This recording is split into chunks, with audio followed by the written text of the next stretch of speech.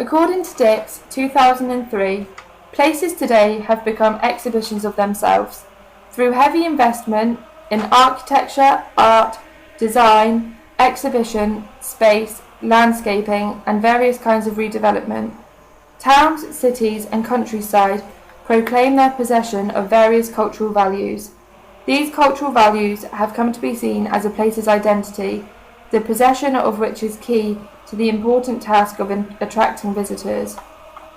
This short film will show how present we think the Welsh identity is in Cardiff as a tourist destination. Welsh symbols. The daffodil has been around for many years. It is a Welsh symbol and is evidently displayed during the spring months and especially on St David's Day in the capital city. The leek is another commonly known Welsh symbol, however it is not as recognised as the daffodil. Stereotypically, many tourists who visit Cardiff have the image that sheep are representative to the country. However, this may be evident driving through rural parts of Wales, but not in the capital itself.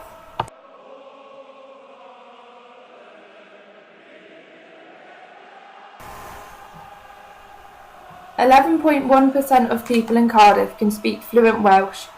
We think Cardiff has a strong sense of identity through the signage and the language. All signs show two languages, English and Welsh. Through media, an image of the Welsh language has been created to tourists. Gavin and Stacey, a popular BBC series, has increased knowledge of the Welsh language and created stereotypes of the accent. Through selling traditional foods in most cafes and restaurants in the city ensures that tourists recognise the Welsh cuisine and become aware of the particular culture. Foods such as bara beef, Welsh cakes, Welsh rarebit and local cheeses are all available.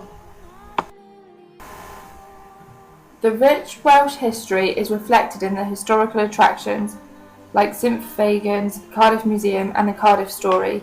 They have all invested time and money in ensuring the history of Wales can be educated to people who visit the city. The museums also provide knowledge to tourists based around true stories. All the museums provide all information in Welsh and English. The National Museum website states that through practical activities and demonstrations of traditional crafts across the site, this helps visitors gain insights into the rich culture and the heritage of Wales.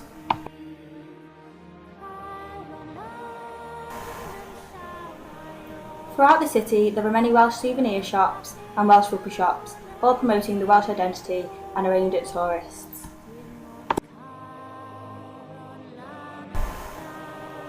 In the city, there are a number of Welsh flags which can be seen. However, there are also other national flags which are shown, which welcomes a variety of different cultures to Cardiff. Since the opening of the Millennium Stadium in 1999, the number of tourists to the city has increased.